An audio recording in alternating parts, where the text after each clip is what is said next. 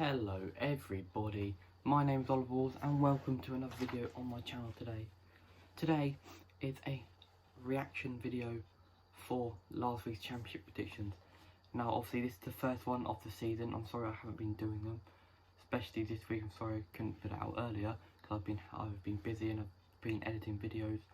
One for the prediction video on tomorrow night, and the matchday vlog which I'll have done for Saturday, which may go out Saturday night if not Sunday morning. But it was a busy week in the championship. There was goals everywhere in every game, and there was surprising scorelines which you wouldn't expect to happen. The table's been moved completely. It's so tight at the top and the bottom of the championship, you cannot call it this season. And obviously the games that teams, obviously like we said, are all the way through to March. There is no international break, so teams gonna have to be picking up points, especially in December, as it's a 7-game month. So you're gonna have to start picking up points, and we actually start at the top of the championship. We start at the Liberty Stadium, where Swansea City took on Fulham, and Fulham beat them by 2-1. Now I actually predicted in my video it'd finish a 1-1 draw, only because the way Fulham started the season, Swansea started the season. Swansea City were on form, they sat top of the league. Ever since they lost to Leeds United, it then all went down. They just fell right down at the bottom of right to the championship. Now they're like 8th or 9th, so they've fallen right down the order. But it comes out that Fulham have been on a massive roll. They've now jumped into the top half of the table. They now jump into 3rd. And only one man stands out for Fulham so far. Well, I'd say two, Tom Kearney as well. But another man that stands out is Alexander Mitrovic. He's gone on form lately and he really shouldn't be in the championship. I've said this before, I'll say it again. He is a Premier League world-class striker and he should be playing in the Premiership. And that game did end 2-1. Mitrovic obviously got both. Bayo's got one for Swansea. And obviously now Swansea a bit going down. Swansea have now only won 1 in their last 5 games. So really, they've been dropping form recently. Fulham have only 1 defeat in their last 6. So they've really come shotting up the order. Up next, go to the Valley. Charlton take on Sheffield Wednesday. And Sheffield Wednesday won this game 3-1. That surprised me most, really. I put it as a 1-1 draw, because you'd think both of them would be ending as a draw. But actually finished 3-1, and it was Sheffield Wednesday who took the lead first thanks to Fletcher after 17 minutes. And then Bone took Charlton level at 1-1, which was score. Thought it was going to end 1-0 until the last 10 minutes, where Sheffield Wednesday were awarded a penalty, which Fletcher nicely took and buried it into the bottom corner to make it 2-1. And then Nuahiu, I've never actually been able to pronounce his name because it's so hard. He made it 3-1 in the 95th minute, which gave Sheffield Wednesday all 3 points at the Valley, which I didn't see coming to fail. I said a 1-1 draw, and that's what I really thought it would be. And now Charlton have really dropped. They're now into 17th, and they've now gone 7 games without a win. That is outstanding considering the way Lee Bowyer and Charlton started the season. It's absolutely phenomenal. 7 games without a win. Sheffield Wednesday, however, they've now got only 1 win in 6 games. So their first win in 6 came at the Valley. Up next, we go to Oakwell. Now this was the biggest surprise of the lot. Barnsley beating Hull City by 3-1. I had this as Hull City to beat Barnsley 3-0, especially after Hull City coming off that big win against Preston North End last week, beating them 4-0. They would think, with that 4-0 victory, they have momentum to beat Barnsley. They were actually so poor in this game. Barnsley just took every chance they could, and that's what you need to do if you're bottom of the championship. You need to take your chances. That's what Barnsley did, and they did by Alex Mowat after an absolutely fantastic goal. Worked it well and hit it first time. After 23 minutes, Mowat made it 1-0, and then Berra pretty much put this game to bed at 2-0 when Barnsley made it 2-0. Hull City did get a goal back though, 9 minutes from time to make it 2-1, but then it was Chaplin who ended it and made it 3-1 in the 95th minute of the game. Now that's a big point for Barnsley. Daniel Struder's first win as manager. That's a big point for Barnsley. They're going to need it if the table's going to keep edge. They don't want to edge further away from 23rd, which is Stoke. They need to keep getting points to keep up with Stoke. And that's a big 3 points, and that could kick off their season really. that could kickstart their season.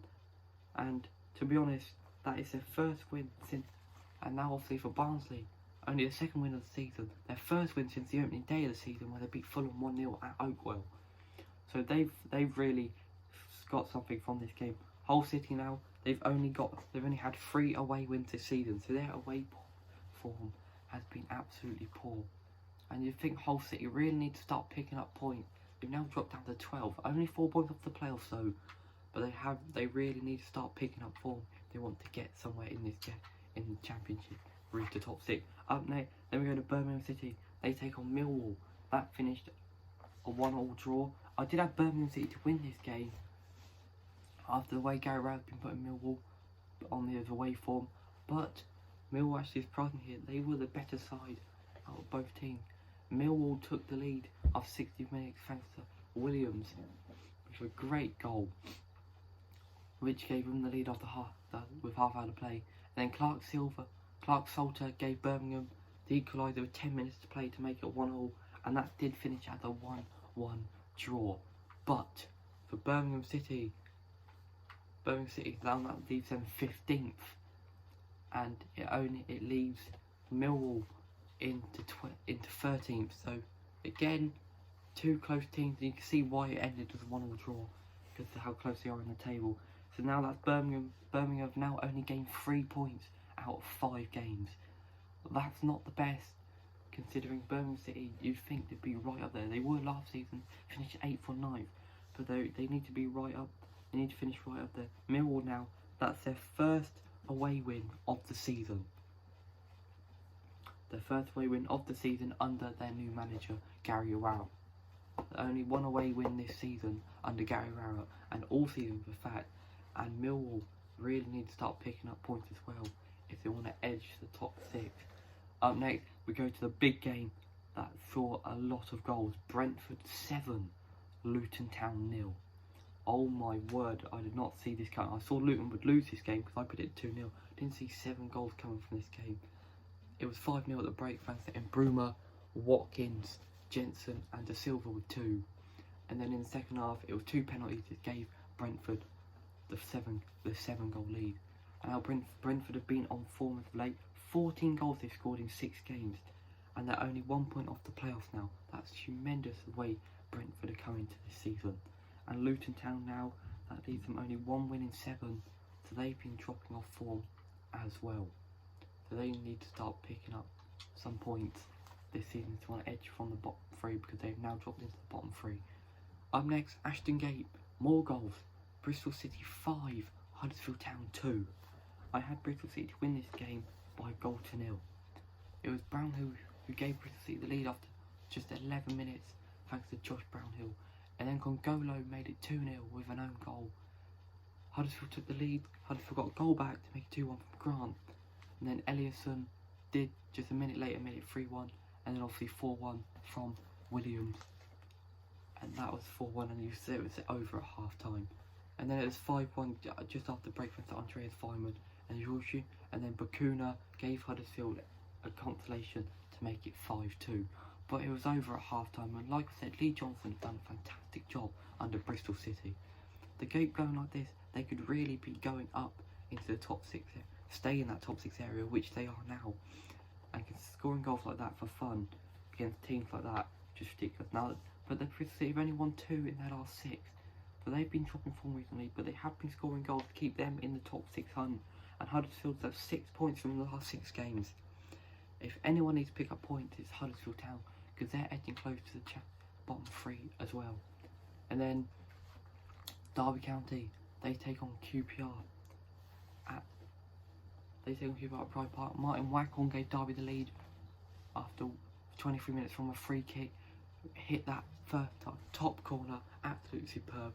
And then Eze gave QPR the equaliser from the penalty spot in the 45th minute, plus 4 minutes of added stoppage time. That ended 1-1. QPR have not really been on the best of form recently. They now have no wins in 7 games. They've only picked up 3 points in the last 7 games, so that's poor for them. Derby County, however, they have probably the best home record in the league so far. They're unbeaten in 8 home games this season. They were beaten in all eight home games this season. And obviously Rooney was there to watch on as his player manager, but unbeaten in that game. And it's obviously Derby, fair play. They still shouldn't be where they are, but they're getting somewhere. And then it's Leeds versus Middlesbrough. This ended 4-0. I had Leeds to win by 2-0, and like I said, I believe it's Jonathan Woodgate's time to leave. They absolutely got battered 4-0 in this game. Patrick Bamford with 3 in the last 3 minutes. Matthias Glick with a great goal after 45 minutes. And then it was 3-0 with Helder Costa, and then a 4th again by Matthias Glick. But 4-0, Jonathan Woodgate really had to go. Marcelo Bielsa's doing well with Leeds United, I have to admit.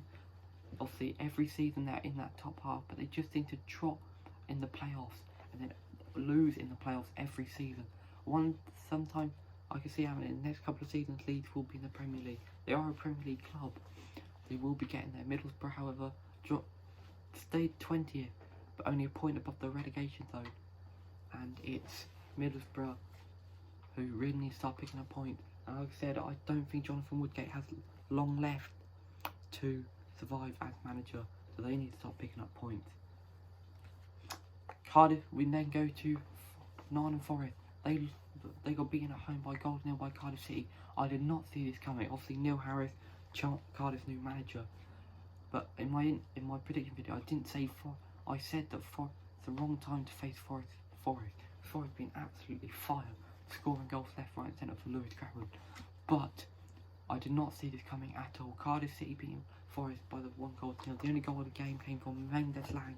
3 cuts inside, turns past one of the defenders and hits it into the top corner to make it 1-0 from just after 14 minutes.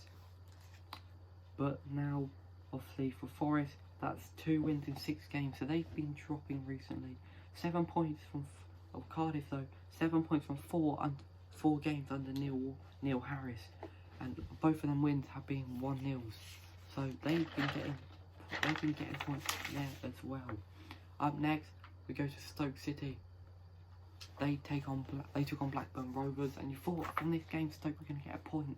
It actually didn't, because it was a 95th minute goal from Blackburn, 84th minute goal from Blackburn that gave them 3 points. I said Stoke would win this game by goal nil. It actually finished 2-1. Bradley Dack and Blackburn lead 13 minutes. As Stoke were piling on the pressure. They eventually got that goal 10 minutes ago thanks to an Evans own goal. But then the party was spoiled by Gallagher with 6 minutes from time to make it 2-1 against Stoke. Now obviously under new manager O'Neill, they played well, got 2 wins out of 4 under Martin O'Neill. So that's a great start. They're picking up points slowly, but they just got edged further away from it. Blackburn now 4 wins out of 5. 4 wins out of their only 5. Their only game they've lost so far out of 5 games is against Leeds United, which obviously anyone's going to lose to Leeds United. It's a tough game. But what about this? It finished Wigan 1, Reading 3. I did not see this coming. So I thought Reading would win this game, but not like the way they did. Wigan took the lead after Joe Garner, after the corner was whipped in, and it was a poor defensive clearance from Reading, and Garner just tapped it in at the back post to make it 1-0. And it was 1-0 all the way through to the 80th minute of the game, where Reading were 1-0 down, and they came back to win 3-1. George Puskás with a hat-trick in 5 minutes gave us the 3 points. Puskás gave it from the penalty spot after Boye went down on a challenge from Che Dunkley, and then obviously Puskás decided to make it 1-1. Reading then made it 2-1 just a minute later thanks to Puskás again with some great work, and hits it into the bottom corner past the goalkeeper, and then it was 3-0. It was 3-1 just 4 minutes later. Puskás again, McCleary runs onto a poor ball, defensive ball, whips it in, taps it into Puskás, who made it 3-1. Since Mark Bowen's been in charge, we've absolutely hit form. Only lost twice under Bowen, Brentford and Leeds, but mind you, they've only been 1-0 defeats, and we've picked up form. We now go up to 18th, and our next 3 games are against teams below us, so we really need to pick up points there, and I think we can do it, and we could hit the playoffs if we play like this by the end of the season. So now Wigan have conceded 14 goals in 5 games, and that's no wins in 8 for them now. So it looks pretty endless for Paul Cook. He looks like he's on his way out. But for Reading, 13 points under Mark Bowen. That's tremendous considering we only got 8 under. We didn't get that many under Jose Gomez, and I thought it was a poor decision. But next, so well done to Reading, and Wigan, you need to stop picking up points. Up next, the final game, which was the Monday Night Football, Preston North End, they took on West Brom. It actually ended 1-0, but it was a penalty that gave West Brom the lead in the 90th minute game after a foul by the goalkeeper on one of the West Brom players. Let's put it out there, it was not a penalty. The ref got this horribly wrong. It was a poor decision. Preston got robbed. It should have ended goalless, but it didn't. Charlie Austin stepped up from the spot, made it 1-0, 90th minute game. They remain unbeaten with only 1 defeat of the season. But for Preston, it's so unfortunate. They've now got no wins in 3 games, and they've now conceded 6 goals in 3, and they're dropping a bit. They've now dropped to 6th. So they really need to start picking up points, but it's a poor path. So disappointing for Preston. They could have nicked a point, but in the end they got nothing. So that was the prediction. But we're going to wrap this video up now with the result of the weekend, in my opinion. There were so many. You had Brentford beating Luton 7-0, Bristol City hitting 5 past Huddersfield, Cardiff beating Forest by goal to nil. But I'm going to go for Barnsley against Hull City. That finishing 3-1. Wow. Obviously, like I said, didn't see it coming. Struder gets his first win as Barnsley manager. And can they start picking up points? You hope so. You hope this kicks their season on, really, for Barnsley. That was my result of the weekend. And for goal of the week, it's quite difficult for goal of the week, but I'm actually going to give it to Matthijs Glick from Middlesbrough, against Middlesbrough. The corner whipped in, Matthijs Glick got it, and he literally just bent it into the bottom corner, past the goalkeeper, Darren Randolph, which had no chance. And Middlesbrough, obviously, poor form continued, and Glick got my goal of the week. So that is the video for today, my championship reaction video. If you did like this, please, if you did enjoy, please like, comment and subscribe for more. I will have 2 more videos coming up, one tomorrow and one on Saturday for Matchday Vlog. Please like this video, comment, subscribe for more, and that is it. Out.